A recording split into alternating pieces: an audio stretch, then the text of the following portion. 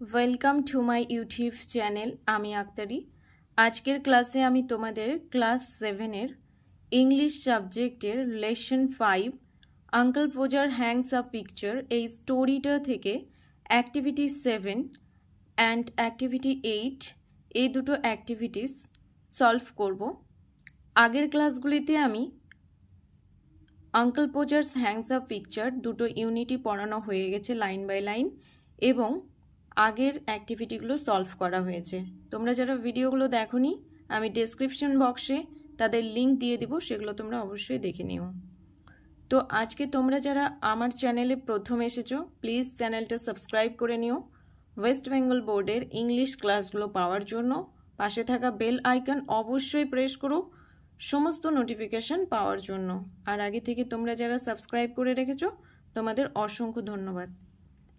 তো দেখো কি বলছে অ্যাক্টিভিটি 7 এ কি বলছে, complete the following table with information from the text. এই যে এখানে কজ দিয়েছে, এখানে ইফেক্ট দিয়েছে। কজ মানে কারণ, ইফেক্ট মানে ফলাফল। তো বলছে এই যে ইনএডিকুয়েট ইনফরমেশন দেওয়া আছে এগুলোকে প্রপার ইনফরমেশন টেক্সট থেকে নিয়ে সেগুলোকে সলভ করতে বলা হয়েছে। এখানে যেমন কজ কি কারণ, এ নাম্বার ফাঁকা রেখেছে, ফলটা কি হয়েছে, ইচ চাইল্ড প্রত্যেকটা ছেলে মেয়ে had to get up beside him on the chair, তার পাশে চেয়ার নিয়ে দাঁড়াতে হয়েছিল প্রত্যেকটা ছেলে মেয়েকে। কেন দাঁড়াতে হয়েছিল টেক্সট পড়তে গিয়ে আমরা দেখেছি কেন দাঁড়াতে হয়েছিল তাদেরকে। বি নাম্বারে বলছে কজ ফাঁকা রেখেছে, uncle Podger would fall on to the piano, uncle Podger পিয়ানোতে পড়ে গেছিল। কেন পড়েছে আমরা দেখেছি। সি নাম্বার বলছে at the first blow of the hammer, যখন ফার্স্ট ব্লো করলো হ্যামারটা দিয়ে তখন কি হলো আমরা দেখেছি কি হয়েছে। ডি নাম্বারে কজ ফাঁকা, আর নিউ হোল ওয়াজ মেড, নতুন একটা গর্ত করা হলো। কেন করা হলো, কারণটা কি। তো দেখো অ্যাক্টিভিটি 7 এ নাম্বারে তোমরা তোমাদের বইটা দেখো। এ নাম্বারে বলেছে যে প্রত্যেকটা ছেলে মেয়েকে আঙ্কেল পোজারের পাশে চেয়ার নিয়ে দাঁড়াতে হলো। কেন দাঁড়াতে হলো, কজের ফাঁকা আছে। তো কজটা কি হবে, uncle Podger would have lost sight of the mark he had made on the wall, uncle Podger কি করেছিল, দেওয়ালে একটা মার্ক করেছিল সেটা হারিয়ে ফেলেছে, মার্কটা সেই দাগটা হারিয়ে ফেলেছে। ওয়্যার যেখানে the nail was to go in, যেখানে নেইলটা ঢুকবে সেখানে একটা মার্ক করে রেখেছিল, কিন্তু আঙ্কেল পোজার কি করেছে সেই মার্কটা সেই দাগটা হারিয়ে ফেলেছে। এটার কারণেই তখন সব ছেলে মেয়েগুলোকে সাইডে উঠতে হতো চেয়ারে এবং ওই মার্কটা খুঁজাখুঁজি করতে হতো।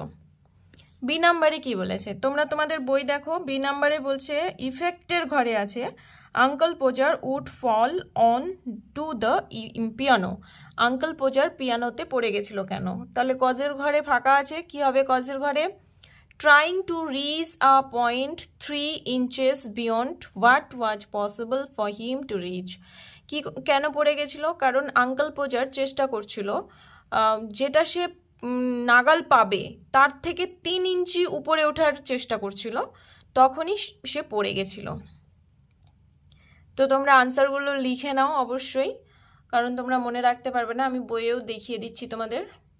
প্রথমে এ নাম্বারের আনসার দেখো, এই যে then he would have lost sight of the mark he had made, যে দাগটা সে দিয়েছিল অন দ্য ওয়ালে সেই দাগটা সে হারিয়ে ফেলেছে।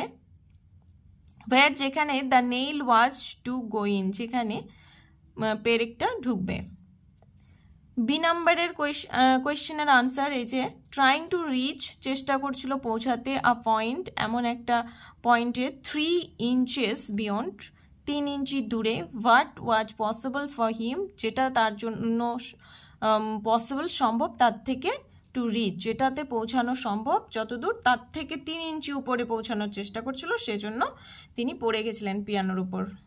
এই নাম্বারে কি বলছে, কজের ঘরে দেওয়া আছে at the first blow of the hammer, hammer দিয়ে যখন প্রথম ব্লোটা করতো, আঘাতটা দিত, তখন কি হতো, ইফেক্ট কি হতো? যখন ফার্স্ট ব্লোটা দিত তখন ইফেক্ট ফলাফল কি হতো? He would smash his thumb, সে তার বুড়ো আঙুলটা থেতলে দিত, অ্যান্ড ড্রপ দ্য হ্যামার, হ্যামারটা ফেলে দিত, উইথ আ ইয়েল, চিৎকার করে, অন সামবডিজ টোজ, কারো একটা পায়ে। ডি নাম্বারে কি বলছে? ইফেক্টের ঘরে দেওয়া আছে আর নিউ হোল ওয়াজ মেড, নতুন একটা গর্ত আবার করা হতো। তো কেন করা হতো? কজ, কারণ, কেন করা হতো নতুন গর্ত? অ্যাট দ্য সেকেন্ড ফ্লোর, দ্বিতীয়বার যখন আঘাত দিত, the nail would go clean through the plaster, নেইলটা কি করতো? ওই প্লাস্টারের ভিতরে ঢুকে যেত। And half the hammer after it, এবং হ্যামারটাও, হাতুড়িটাও অর্ধেকটা ঢুকে যেত। আর তার ফলে কি হলো? নতুন আরেকটা গর্ত তৈরি করা হলো। অ্যাক্টিভিটি 8-এ কি বলছে? আনসার দ্য ফলোয়িং কোয়েশ্চেন্স, নিচের কোয়েশ্চেন্সগুলোর উত্তর দাও। এ নাম্বারে কি আছে? গিভ টু ইনস্ট্যান্সেস, দুটো উদাহরণ দিতে বলছে। টু শো, যেটা দেখাচ্ছে the carelessness of uncle Podger, uncle পোজারের কেয়ারলেসনেস যেটা দেখাচ্ছে, এরকম দুটো উদাহরণ দিতে বলছে। দ্য ফলোয়িং টু ইনস্ট্যান্সেস, দুটো নিচের উদাহরণ শো দেখাচ্ছে দ্যাট যে uncle Podger is careless, uncle Podger হচ্ছে কেয়ারলেস। অনেকগুলো এক্সাম্পল আছে, যে কোনো দুটো দেখাতে বলেছে। প্রথম কি? উইথ দ্য ফার্স্ট ব্লো, প্রথমে যখন আঘাত দিল, he would smash his thumb, মানে ওই হাতুড়ি দিয়ে যখন প্রথম আঘাতটা করলো, তার বুড়ো আঙুল থেতলে দিল, অ্যান্ড ড্রপ দ্য হ্যামার, হ্যামারটা ফেলে দিল, উইথ এ ইয়েল, চিৎকার করে, অন সামবডিজ টো, কারো একটা পায়ে।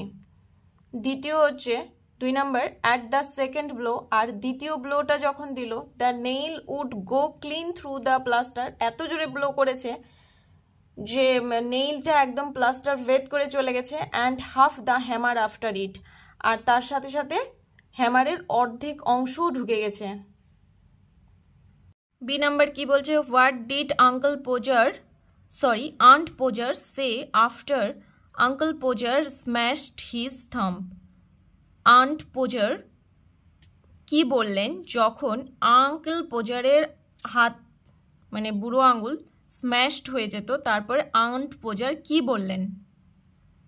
দেখো এখানে বলছে he would smash his thumb and drop the hammer with a yell on somebody's toes. Aunt Maria would mildly observe that, এটা মাইল্ডলি দেখতেন, নেক্সট টাইম, আর বলতেন পরের বার, uncle Podger was going to hammer a nail into the wall, পরের বার যখন uncle Podger কোনো পেরেক ঢোকাবে দেওয়ালের মধ্যে, সি হোপড, সে আশা করে, he would let her know in time, সে যেন তাকে সময় মতো সেটা জানিয়ে দেয়। কেন জানাবে না? সে কাপড় চোপড় গোছগাছ করে বাবার বাড়ি থেকে ঘুরে আসবে, মায়ের বাড়ি থেকে ঘুরে আসবে।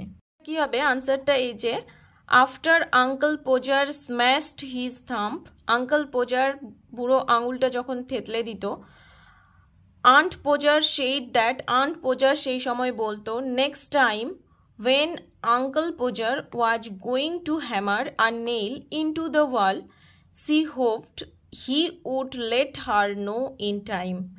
যখন আঙ্কেল পোজার কোনো পেরেক ওয়ালে ঢুকাতে যাবে, টাইম মতো যেন আন্ট পোজারকে জানিয়ে দেওয়া হয়, এটি বলেছিল। সি নাম্বার বলছে how did uncle Podger react after finishing the task, uncle Podger কাজটা শেষ করার পর কিরকম রিয়াকশন দিয়েছিল। আফটার ফিনিশিং দ্য টাস্ক, কাজটা শেষ করার পর uncle Podger reacted, uncle Podger প্রতিক্রিয়া করলো, কিরকম প্রতিক্রিয়া করলো? ক্রিটিক্যালি, বিচক্ষণের সাথে, অ্যান্ড আস্কড হিমসেলফ, নিজেকে বলল, ওয়াই, কেন, সাম পিপল, কিছু কিছু লোক, would have had a man in, অন্য মানুষকে নিয়ে আসে, to do a little thing like that, এরকম ছোটোখাটো কাজ করার জন্য অন্য মানুষদেরকে ডেকে নিয়ে আসে, কেন সেটা আমি বুঝতে পারছি না, এরকম একটা মন্তব্য করলেন। এবার কি বলছে? ওয়াই ওয়াজ এভরিওয়ান টায়ার্ড, কেন সবাই ক্লান্ত হয়ে যেত, after uncle Podger put up the picture on the wall, uncle Podger পিকচারটাকে ওয়ালে টাঙানোর পর সবাই কেন ক্লান্ত হয়ে যেত?